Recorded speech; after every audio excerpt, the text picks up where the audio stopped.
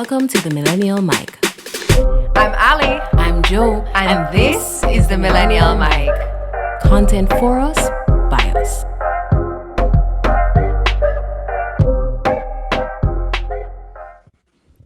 Hello, Millennial Micers, and welcome to Wellness Week. This week, we're joined by medical and healthcare professionals of all kinds, and we're so delighted to host the ladies behind Centered on today's episode.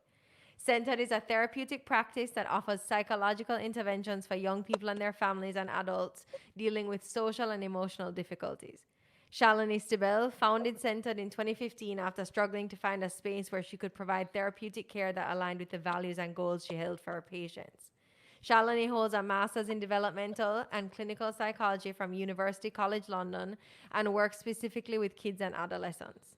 Jessica Thompson joined Chalanie at Centered in 2017. She holds a master's in counseling psychology from my own alma mater, Northeastern University, and works with adults 21 and older. Charles and Jess are both obsessed with essential oils, trying new scents, and my favorite, coffee. Welcome to the show, ladies. Thank you. Thank you for having us. Thank you for being here. So, ladies, we're going to be doing this episode a little differently because we have two amazing guests. So let's start with some joint warm-up questions. Are you ready? Yes. Yes. Okay. I sense a little trepidation, but don't worry, it's perfectly fine. So the question I have, is that what they say? Yeah, the water is what? No. Oh yeah. Come in the okay. water, it's fine. It's been a long day. So we really want to know, how do you start your week as a team? As a team, well, we have a recurring meeting every Monday, and we just get together.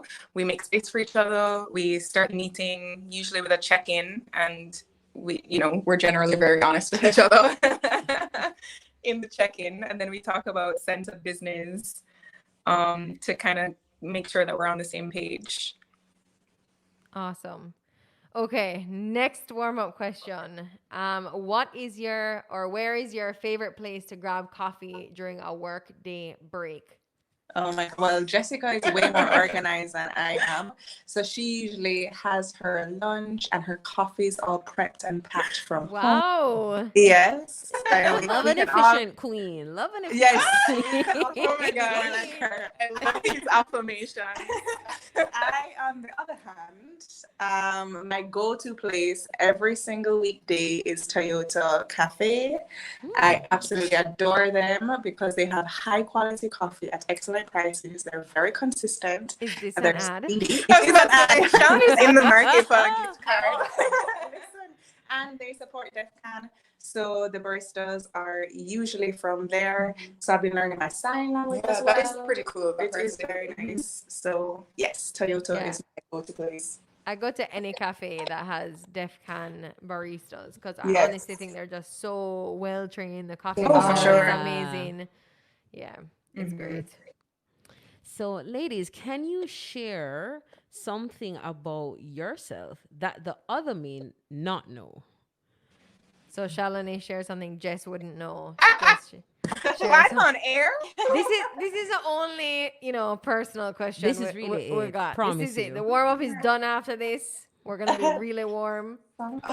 So this is actually a hard question because Chalanie and I have known each other since we were kids. Yes. We were in the Jamaica Musical Theatre Company. We were in a play together, and our families know each other. So, We've been around, right, we've orbited each other. sure, From so then, for a really long time. So it's hard to think about. So maybe what we could do is that if you had to introduce each other to somebody who didn't know each of you, like how would you describe, Or like, what's a defining characteristic? yeah, well, how do you describe each other to somebody else? How do I describe Chalanie? I mean, an overall great person, I think, is how I would describe Chalanie. Like a very just a human who genuinely cares about other humans in every sense of the word. I should have gone first. I always go first because Jo Marie always outdoes me. So Charles, I don't know about that. I don't know about that at all. Learn from You're my so much more mistakes. poetic, though. Oh my gosh. Okay, so if I was describing Jessica to somebody who doesn't know her, is that she's extremely warm. She's very, very good at getting to the center of things. Hey. Poetic. That was not on purpose, but she's very good at like cutting out the noise and going directly to what is at the core of things, and always being able to frame it and look at it in a way that is positive and beautiful. Oh, And thanks. that's really, it's very, very helpful, especially in a business partner, but more so as a friend as well. So that's definitely something I've appreciated about her. Awesome. Well, guys, Okay. this is like therapy for us. Love it. We're glad. We're gonna come to you guys for a therapy session. So we're grateful that this can be one for you guys. Okay, so getting into a little bit more about what Centered is and does and who you both are as therapists, can you share with us a little bit more about how you got into counseling and why you pursued clinical psychology? Okay, first. So, it was a interesting road for me to get here. I think when I look back at it, because you're asked this question a lot, especially like as you're continuing to go further and further up doing your education and thing. And as I was starting to peel back the layers of it, I'm dyslexic, so I struggled quite a bit in school, especially when I was in prep school. And at the time, learning disorders were not really known. So I actually had to go overseas to get diagnosed. And the reason I was able to do that is because my aunt is a doctor who lives overseas. So when my mother was kind of sharing some of the things that were happening in my academics, she was like, no, you should bring her up because, and let's see if we could figure out what's going on. And so having to go through my own therapy, that would have more been like, I guess, school psychology based therapy, and realizing how much that helped me and understanding, that I got tools that literally have helped me for life. And that was okay, and then I had another experience where my cousin / best friend went through a bit of trauma where she was held at gunpoint at her gate. And we were maybe about 7 or 8. And I totally lost my friend. Like, she was not the same person. She was a shell of herself. And then she went to Auntie Cecile. She went to, Cecile Minot, who counseled her for a couple of months. And I just slowly saw my friend come back. She like returned to self. It took a long time, but she did. And I just thought I was so powerful. I just thought it was such a powerful thing to be able to help someone to return to self. And so that kind of started my journey. And then clinical, because I really hate research. So I just, and the academic journey. And I like connecting with people. I like holding space for people. That's the part of it that I'm most drawn to. So that's why I ended up in a clinical realm. Mm-hmm. Awesome. Yeah, So I went to a liberal arts school for undergrad, and so I did not have to go in declaring a major. And so that allowed me to take a bunch of different classes in my first year. And, I thought about doing a few different things, but then I took a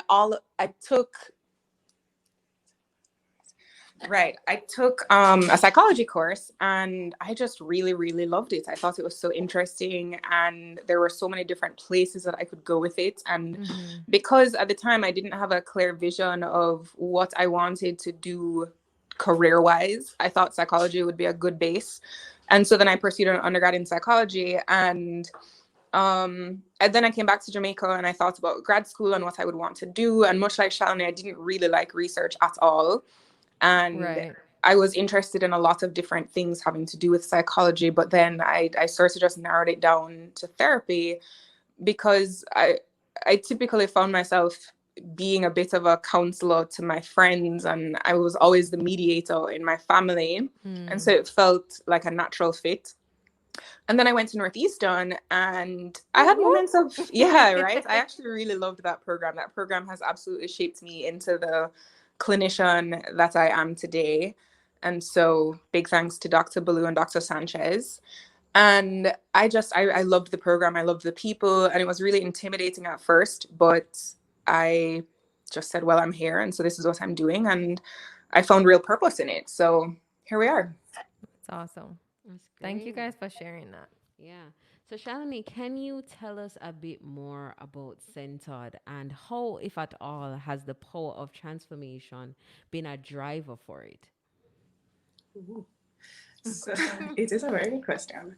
I don't know if I've. I always tell Jomer, I'm like, this is such a great question as like my thinking time. Yeah. You know, Yes. I'm like, so happy oh, you this have asked. Yeah, Exactly. give me a sec. Exactly, because it's one of those that, I just, whenever I try to answer something, I always want to be really genuine and thoughtful about it. And this is Which we not really something that I appreciate. have taken time to, I guess, openly bring awareness to. So I did need a little thinking time. Power of transformation. Well, I guess it was birthed literally in a time where I needed my own personal transformation. I had just moved back from grad school. So moved back to Jamaica from London. Was pretty sad about that because I adored London. But I ain't got no papers. And to be fair, I always did want to return home. So, the timing just lined up. And I had gotten fired from a job. I left grad school with like a job lined up and everything ready to go. So I was feeling myself, came home, started working there, and got fired the December. I basically started October, got fired the December, Oh out of no. left field. Yeah, but that's for off air conversation. and then, starting to just struggle a bit to find my place. I didn't study locally. I had done both. I did IB overseas, undergrad overseas, and grad school overseas. So it had been, 8-9 years that I had been living off island. So when I moved back home now, it was no starting over. Starting to build a new network, starting to introduce people, starting to understand what psychology and mental health looks like in Jamaica.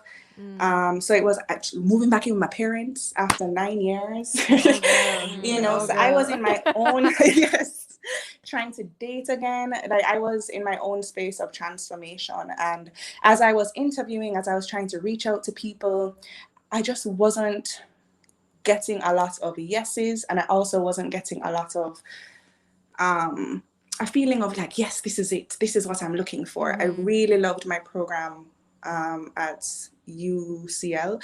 I got to intern at Great Ormond Street Hospital, and it was just this exceptional experience. And it was really warm and all about reflection and community and teamwork. And I wasn't feeling a lot of that in the spaces that I was going to. And so kind of out of desperation, kind of out of a need for transformation, I started Centered. My dad has his own office space, thankfully, so he lent me a boardroom. So it was there, and one person, bless her heart, trusted me with her son, even though she didn't really know me. And I kind of just built it from there. But I think the transformation element for me was really because I needed it, and I needed to prove to myself that I could do this thing, and that it's so different going from school to practical. So it was kind of nice to be able to do it on my own terms as well, and to figure out how I wanted it to be. Yeah. Do you think, I guess this is kind of a follow-up question for both of you, but do you think that the mental health space and the stigmas around mental health are harder to navigate in Jamaica than they were for you guys in your practical experiences abroad? Definitely. Yeah. Yeah. Yeah. Do you think that's a solid yes. Yeah, well, for me, but just yeah, well, kind of. I think it's so dependent on the population. I have found that now in the past couple of years, I've seen a real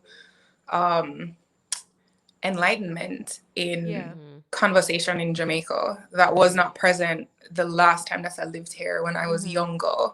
So, I'm meeting 17-year-olds who know clinical terms. When I was 17, I did not even, no one had ever told me anything having to do with my emotional health. Right. And, I I hear teens talking about like, oh, we don't really talk about feelings in my family. Where when I was a teen, I don't think I even thought you didn't register that. Right. I didn't even consider that.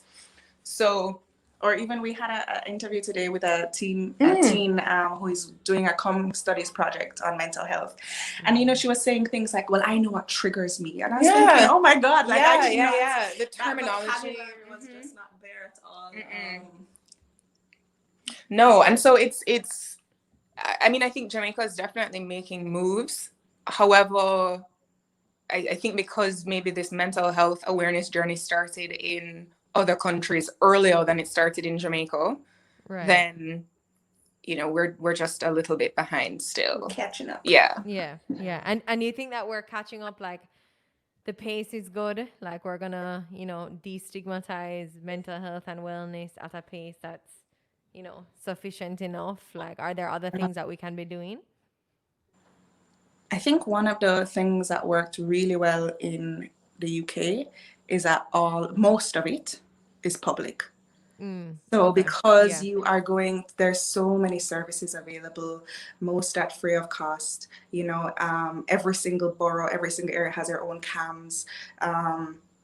The state is so heavily involved in that, where I find that here that's not quite the same. I mean, we have trouble sometimes when people are trying to claim back on their insurance to cover a session. And, our prices, especially in comparison to overseas and stuff, is, I mean, a third of the cost. Yeah. But it is still prohibitive to people who can get access to it here. And then because you can't claim it back on your health insurance, because we don't have, not that we don't have, we do have public services, but those are, to get an appointment can be quite difficult because it's understaffed, that you need. So I think that would definitely help to push it along a little more. Amazing. Yeah, because I find, so much of my own destigmatization of my own mental health or illness or wellness, whatever, stage you're at, came through therapy. And, the sitting in acceptance of yourself in a space that's really safe. And facilitating that kind of conversation and exploration. It's interesting because I never thought about destigmatization through the lens of more access to therapy. Yeah, sure. I mean, which is a really cool way to think about it. It does have to be systemic. And so to Chalanie's point, that if every borough in England has their own system and it's just a thing that you do, you don't have to jump through hoops. There doesn't have to be this cloak of darkness in order for you to see a mental health practitioner.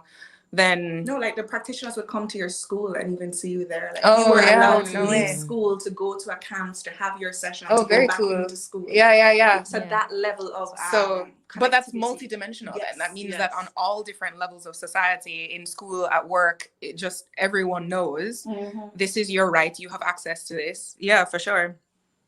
That makes a lot of sense. Though I also think that Chalanie and I are a little bit different in that our training was not really rooted in the medical model. And I think in Jamaica, we're just largely based on the medical model of healthcare. And so when you think about mental health, you think about a diagnosis, whereas our training was very much geared towards more of a strengths perspective of, this is a human who's has some inherent strengths and maybe wants to improve on certain things based on contextual deficits. So it's not that something is wrong with you, it's that something in your environment has led you to where you are now. And so how do we help you to move in a different direction?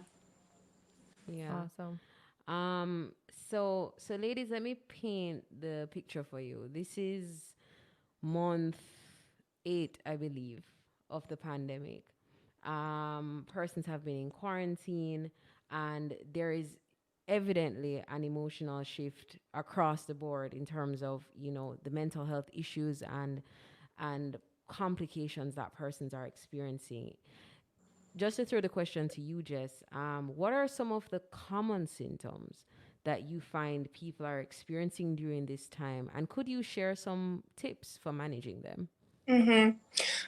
Definitely heightened anxiety. So there's a lot of anxiety because there's so much uncertainty in this pandemic. No one knows when it's going to be quote unquote over. No one knows what tomorrow will bring. earlier in the year, we were definitely living on that 2 week time clock of, okay, after 2 weeks, the government is going to impose a different thing. And so this curfew is going to be just for the next 2 weeks. And so there's so much that's up in the air, and so many plans that have had to be changed. And so anxiety for sure. Also a real sense of loss, because a loss of normalcy, a loss of access to things that you'd usually have access to, just a loss of seeing people, relatives who you would usually know that you could see regularly, even in Jamaica, because we're trying to kind of stay within our households. There's so much loss. And one of the most practical things I can think of and that I have offered to people is to adjust your expectations. So for example, with anxiety, adjusting your expectation of what you're going to feel like can be helpful, so that when you do feel a bit nervous, for example, you have to mask up and sanitize to do something average like going to the supermarket. That's kind of a lot. And so if you expect that, okay, I'm going to have to budget a little bit more time in order to go to the supermarket because I want to make sure that I sanitize. I want to make sure my mask is good. And then once I get back in, I want to wipe down my groceries so that I'm not thinking about like, oh my goodness, have I brought coronavirus home with me with my broccoli, et cetera, et cetera. Then having a different expectation of what that experience is going to feel like can be helpful. Yeah. And you almost like prepare yourself for a variety of outcomes. Well, right, because that you don't feel like shocked by it or thrown off. Sure. And also so that you're not so kind of worried about yourself. So it's not that you aren't meeting this standard, it's that the standard has changed. Right. And so you can't compare yourself to last year you or even January you. Yeah. Just because things are so different now. Absolutely. Do you find that persons have a challenge in really shifting their expectations or being more mindful of what the context is now? Well, sure. Humans don't like change, It's not it's not a natural state for us to be in. Where we love certainty. That's just how the brain is wired. Because remember, your brain is designed for survival, not for thriving.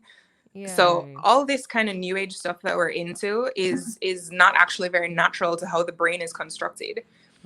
So what we love as humans is to know what comes next. And so we're constantly seeking it. So to have to do something like change your expectations, even on a small scale, is an inherently difficult thing to do. And we're in community. So you can change your expectations, but your boss may not. Sure. Your work, exactly. The government may not. So because of that, you're constantly negotiating. So there's only so much wiggle room that you're also able to give yourself, because you then have to fit in within the system. And sure. And even the people you live with may not. Let's say you live with somebody who might want a little bit more freedom, whereas you're trying to be more cautious. That's there's a lot of hard conversations to be had right now. That was something that my family like sat down with early on in the pandemic. Was like, hey guys, we're gonna have some really uncomfortable conversations because we all have varying degrees of comfort or discomfort, and we want to stay in the same pod, through this time. So we're gonna have those conversations if we want to do that. And also it's really the value proposition that you're giving each other to say, hey, in the interest of us being here together for longer, here are some of the things that we are going to have to do in order to preserve that and to be safe. So I think because as Ali knows perfectly, my mother is 65 and has predispositions of different kinds. And I will tell anybody who wants me to come on the road, I'm like, are you preventing me from seeing my 65-year-old mother? I feel like that's what's happening here. Because for me, that's the real value proposition. That's a shift in, not necessarily expectations, but the shift in perspective for me that has kept me for the last 8 months. Just being able to say, hey, I want to be able to go and visit my mother at leisure, and not feel like, okay, if I go there, I'm putting her in danger. So that definitely, in terms of shifting it from me to, hey, this is a loved one who I care so much about and I want to be around them, has really taken off the edge of, oh, I need to put on my mask and wear sanitizer and that kind of thing. And I think a lot of us young people feel that way. Yeah. So Charles, in terms of, changing expectations, kids are going through that a lot. Yes. And I know that you specialize in, dealing with the younger populations than Jess deals with on a day-to-day basis. We've been seeing so many videos of the impact of online schooling on students. Can you tell us like a bit more about what you're seeing from kids and like maybe some tips for parents? Yes, sure. So one of the things that I have been seeing a lot of on the, I guess in a similar wheelhouse is depression-like symptoms. So majority of my teens right now are coming in literally with what would look like textbook depression. So, just feeling incredibly empty or unhappy, increase in suicidal thoughts, decrease in things that they're typically interested in. And adolescence is such a time for connection. I mean, your peers are your most important people. And they can't be around each other. They can't be in community in the traditional sense anymore. And so you're Yeah. just seeing that a lot. So this being locked away. Yeah. So I mean, I've had the most amount of like hospitalizations I've Oh had no. since opening this practice. Yeah, it's been a pretty heavy time for the young people. And Sure. you as Yes. their healthcare provider. Yeah. Yes, for sure. It definitely takes its toll, Um, tips tips, conversation, because I find that a lot of what's being reported to me by these young people is that we don't understand. We don't fully understand how much they're being affected. We don't fully understand what it is that they're going through and what this means Yeah. to them, and I think the best way I've tried to explain it to parents is that all of their joy has been taken away. When we talk about online school, okay, they're being educated and they're learning and we're engaging their mind in that way, but the joy of school is gone. The only reason most of us want to go to school is to connect with friends. Is Yeah. maybe like at least the box food at Andrews used to sell off. So I used to love that box lunch at Andrews, like participating in extracurricular activities, doing that kind of day-to-day thing, getting out of the house and not being around my parents, Yeah. and Yeah. those elements are now gone. Yeah. And Yeah. so being able to have conversation about what's really happening and listening, coming up with creative ways to implement joy and managing expectations. We cannot expect our children to be thriving or doing what they were doing, same like Jess was saying, in January to what they're doing now. And schools as well. I work as a school part-time as a high school counselor. And so even having that conversation with admin there and with teachers there to just remind them, guys, we can't pile on homework right now. If anything, we need to pull back on some of the homework Yeah. Yeah. because they just can't manage. They can't manage in that way. I mean, as adults, we are struggling to emotionally regulate. We're struggling to continue to be productive, to continue to be motivated. And Yeah. teenagers do not know how to emotionally regulate. This is a time where you're learning, you're trying to figure it out. So trying to manage all of that as well as everything else that's happening with the pandemic, we really have to show them a lot of grace. We really need to be listening to them, and we really need to be managing our expectations in terms of what we're hoping that they'll produce and what it is that we're requiring from them on a day-to-day basis.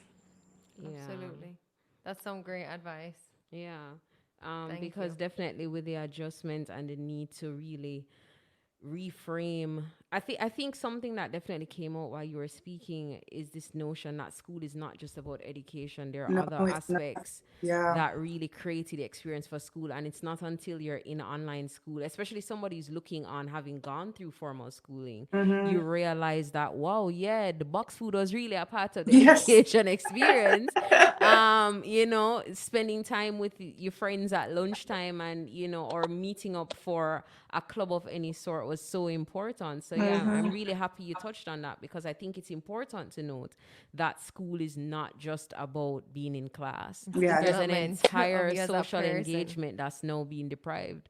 So ladies, just to kind of gain some clarity on, both of you speak to having these experiences in your practice, that you are onboarding a lot in your own way, and because you're a human being and because you're a healthcare provider in this space, we really want to know, how have you in your own respective lives really sought support, if at all, during this time? And how do you maybe advise like healthcare providers to do that as well? Right. Yeah. Me? Okay. One of the things that I've been doing a number of things. So I see my own therapist. I'm actually, well, right now I'm trying out life coaching as opposed to therapy, just because I'm hoping it will introduce me to a different way of thinking that I don't naturally do on a day to day. So exploring that, but just having space and allowing somebody to hold things for me, where I can take it somewhere and leave it there. Definitely relying on Jessica and those Monday meetings, which is why they're so important. Family time. I have a toddler. He's 3, and every day when you ask him how he's doing today, he says, "I'm great." So, and he, honest to God, is just like this little bundle of joy for 90% of the time. So sometimes I will meet him where he's at and be great and be joyful and play and kind of get caught up in That's awesome. the toddler ignorant Wonder. bliss, Yeah. the Yeah, toddler the bliss. bliss. And then there are other times where I have like a ritual with I have like 4 girlfriends who I've kept in my bubble. So every Friday we meet for wine and we sit down and we drink and chat and trying to do exercise. So all of those various things. Awesome. Yeah. What about you, Jace? Definitely the Monday meetings have been helpful because due to confidentiality, Chalanie is the only person who can know a lot of what actually happens and what actually, is on my mind related to the practice and related to the stressors that are, I guess, just inherent in this work. But definitely I have had to be a lot stricter about my boundaries with time. So I am way more conscious now of how much time I'm able to give at work. And I've had to scale back a little bit in terms of my hours to ensure that I have evenings to fully decompress, try to move my body in some way, make sure that I'm doing things like reading very low energy books Yeah. and just trying to be more aware of where my energy is going so that I have enough of it to do just the best work that I can do. And socializing where I can, like Chalanie, I've just selected a couple of friends who are in my pod, so to speak, and I try to touch base with them at least once a week, sometimes every other week, physically in person, and we'll sit on a patio and we'll talk just from afar, Yeah. trying to get that social interaction where I can, and trying different things, cooking, baking. Yeah, girl, I've been cooking and I'm not a great cook, but I all mean, of a but you have sudden to try a become thing, and fun. I'm like, yeah, okay, well, how here you we go. become a good Let's cook. try. Yeah. Yeah, definitely. Okay. Like Chalanie, trying to consume more joy, Yes. I guess intentionally. So I'll intentionally try to tap into my friends' kids, like just send me a picture of him, or Yeah. what's he up to, or how's Yeah. he been doing, It's or the that dogs for video me. you posted of just today. One of my friends posted a video of her adorable daughter, and I messaged her immediately, like, send that to me because I just need to have it for a time when you feel a bit overwhelmed and you really want something joyful. Yeah. Look at that video and you're like, oh wow, look at this beautiful child. Not a care in the world. Happy. Yeah, exactly. It's such, like Chalanie said, you meet them where they're at and it really helps with the energy. Yeah, I've really been really considering getting a pet at this time. Oh yeah, Like, she's ready. She's ready I'm for ready. the I'm dog. ready to be a She's so dog ready. mom because Yes. I'm like, I need something to Mm-hmm. make me get up and take a walk and Yeah. like, Yeah. and also like to love me unconditionally and I can love it unconditionally. Mm-hmm. Yes. Anyway, I think dogs are very joyful, so I go and play They with my are. parents' Yeah. dogs. And being in quarantine is a great time to train a dog so it doesn't pee everywhere. Exactly. You're gonna be at That- home yeah, anyway. yeah, girl. That is the puppy phase that's stressing me out. Okay, so finally for both of you, we really wanted to hear kind of what advice you would give young people who are seeking to become therapists as well, and some words of encouragement for people seeking to be in this profession. You have any? Yeah. I would say one, it's definitely hard work, you know, and that has to be at the forefront of why you're choosing it. But it is so rewarding and it really is a beautiful experience. But at the core of it, it really is hard work. I know I was discouraged for a long time, mostly because of, you know, what does it mean to be a therapist in Jamaica? What does it mean to be a psychologist? Will you be able to support yourself? Will you be able to make a living? And I want to encourage people and say you can, you know, you really can. We currently are. We currently are. Yeah. Look at us. Yay! You know, and so I would say do it. I would say one of the things that helped me a lot along the way was mentorship. So every single chance I got, pretty much every summer, because I couldn't study, so I didn't get a chance to actually take my first psychology course till undergrad. So when I was in high school, I did a lot of summer camps. I helped out at various clinics if I knew somebody who was doing research. And then because of the nature of clinical psychology and confidentiality, you don't get to be in a practice doing that kind of work. So, you know, I just, anybody who would talk to me, anything I could get involved in to just get a taste of what it was like. And then even exploring therapy for myself so that I knew what it felt like to be on the other side of the process.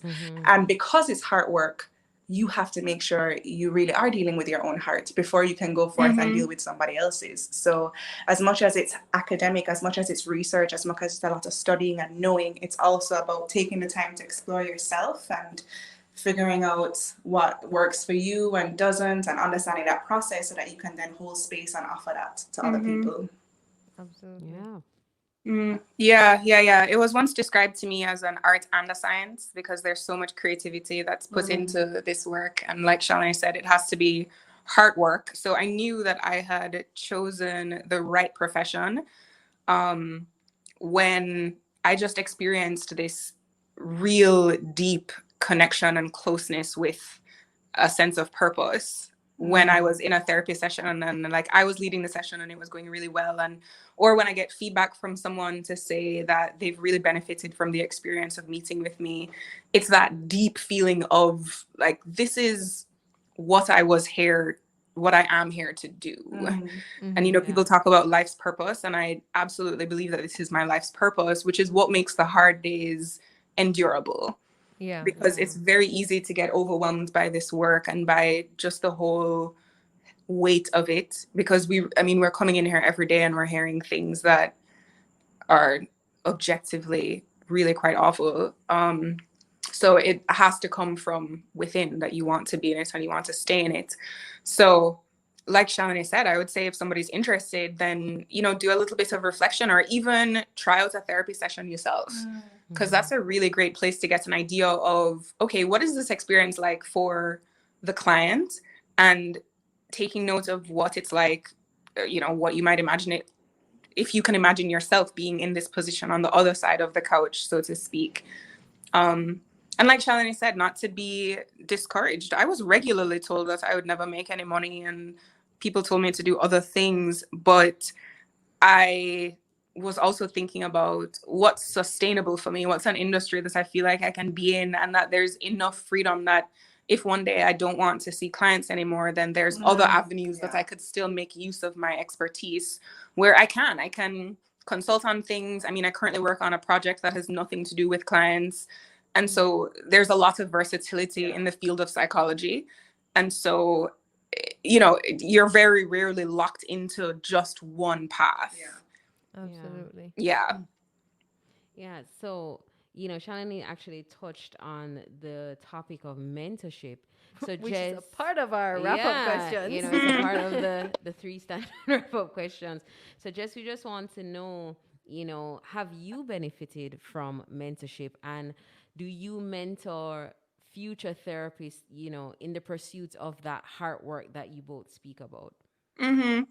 I've absolutely benefited from mentorship, not in a formal way, but I have been very, very fortunate in the supervisors that I have worked under throughout my career, from my internship when I was in grad school. And also, like I mentioned before, the professors and the leaders of my program in grad school were just really exceptional clinicians. And so I felt very mentored by them. And a lot of the jobs that I've had, I just have worked under people who are really invested in supporting their employees. And even the kind of non-clinical project that I work on, my superiors are just so much people that I aspire to be like. And I have often found myself in professional situations with people that I want to see myself as this person. Yeah. And so it's not a formal mentorship relationship, but I do feel very much guided and mentored by these people. And it's been tremendously helpful. I've grown so much as a person and as a clinician, having been exposed to working with these people. And I did once get the opportunity to mentor someone, but at the time I didn't really have the time and the bandwidth to do it justice. I'm not opposed to it, but it's a little unfortunate because so the psychology industry in Jamaica is still developing, and so we haven't quite formalized the supervision. Supervision in psychology is when we as psychologists go to a supervisor who is a psychologist who's more experienced than we are, and we talk about cases and techniques that we're using, and we get feedback and guidance and whatnot. And in the US where I was trained, in order to get licensed in whatever state you're in, you have to complete a certain number of supervision hours. And so it's built into the infrastructure of the industry. Right. So every job that you applies for offers supervision. And like the job that I worked at in the US, they had time carved out every week for individual supervision and group supervision. And awesome. Supervision is it's present here, but it's not so carved into our infrastructure. And so that kind of mentorship you definitely have to seek it out, and it's available, but you do have to look for it. Yeah. Okay. Well, hopefully we'll give people a chance to be mentored by both of you in our mentorship giveaway. But we also wanted to ask you guys a more specific one of our wrap-up questions, which is, we typically ask our guests what their favorite resource is right now, but we'd love to find out from you what your favorite mental health resource is right now, particularly one that might be able to help people manage their emotional wellness through this pandemic. One of the resources that I've been using a lot recently is this app called Think Up. And it's an affirmation app. So it has either pre-programmed affirmations depending on what it is that you are needing some encouragement about or affirming about, or you can create your own. And then it loops it to music and the background, so that you're basically hearing your own voice and your own affirmations. So I find that when I'm in the car driving, I've been just pressing play, and it's like me saying 3 affirmations over again. But it's like there's something really powerful about hearing it in your own voice as well. I found, I love that too, because I used to do that in therapy as well. But like to have it recorded. Yes. For you to listen to is awesome. It is. And they jazz it up to that real spa music in the background and like turn your voice. Yes. So it's quite nice. And then of course it's because it's an app, so they give you your streak. Like, you've been listening to this for X amount of minutes, or you've done 2 days in a row. So you get that instant, you get all the data. gratification. Yes, and support. So I've really been using that one a lot recently. Yeah, I've heard Chalanie's recording. I can confirm it's very soothing, and the music does kind of edge it up a little bit, where you're like, oh wow, this is a really nice, So Chalanie, we're gonna start seeing you on the meditation. Yeah, meditation. Definitely. You're listening this to is for my ears. I am powerful. I am beautiful. What about you, Jess? I have been very grateful in this time that Brene Brown put out a podcast. Yes. Oh my God. Both of her podcasts. She just put out another one. Yes, about leadership. I really love Unlocking Us, though.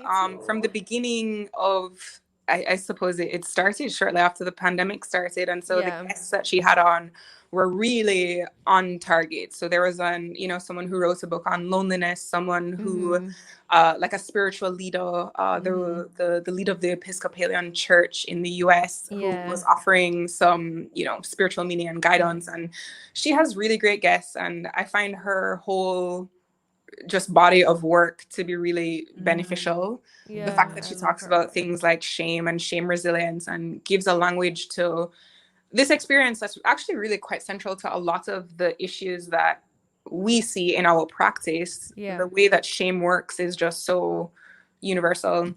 One of my best friends, who is a psychiatrist and deals with emergency psychiatry in the US, she actually introduced me to Brene Brown, and I feel like Brene Brown changed my life. All her work on vulnerability. I loved her episode with Glennon Doyle, who wrote Untamed. Yeah, I did like that episode, and I like the concept of just becoming untamed. But I also really like that Brene shares that she struggles as well. And so it feels very much like, oh wow, we are all in this together. Less lonely. So ladies, how can our audience get centered on social media and find you online? Oh, well, our Instagram is CentredJA, and it's spelled Scent Red, the British way. So CentredJA. Our Twitter is centered_JA, spelled the same way. We're also on Facebook. I think our name is just Centered. Our website is centeredja.com. Chalanie was very consistent with her branding when she bought all these domains. So we are very easy to find. And thanks to our web designer, if you just Google Centered, then you find us. It's there. Yay. Or psychology in search Jamaica. Or if you Google optimization. psychology in Jamaica. Yeah. Jomri is geeking out right now. The brand strategist. So she's like, yes. These are you guys are checking all the boxes. I'm like, search engine optimization. Okay. Easy to find. Love it. Chalanie and Jess, we can't thank you both enough for spending time with us and sharing with our audience for the Millennial Mic Wellness Week. Woo woo. And thank you as always to our audience for spending time with the Millennial Mic. Don't forget to follow us on Instagram and Twitter, or email us at bookings@themillennialmic.com to learn more about our mentorship sessions and gain access to your chance to win a mentorship session with Chalanie and Jessica. Like, comment, subscribe. Tell us who you want to hear from, what you want to learn about, and what Wellness Week means to you. So Chalanie and Jessica, we're going to need your help with this, right? At the end of the show, we normally say, I'm Ali. I'm Joe. And you'll say, I'm Chalanie. I'm Jessica. all right, we got it on the first try. I love it. I love it. So we're going to take it from the top, ladies. Okay, 1, 2, 3. I'm Ali. I'm Joe. I'm Chalanie. And I'm Jessica. And we will. this- We didn't say that part. My bad. Ladies, How are the hosts pour- screwing this up? Ladies, poor instructions. There's a second part after we say our names. I will say this has so been. we'll say this has been the Millennial Mic, right? Okay. All right, so last time we got this. We got this. Okay, 1, 2, 3. I'm Ali. I'm Joe. I'm Chalanie. And I'm Jessica. And this this has has been been the the Millennial Millennial Mic. Woo! Right. Thank you so much, Finally. ladies. All right. Thank you for having us. Thank you. Thank you for listening to The Millennial Mic. Don't forget to visit our website at www.themillennialmic.com. See you next time.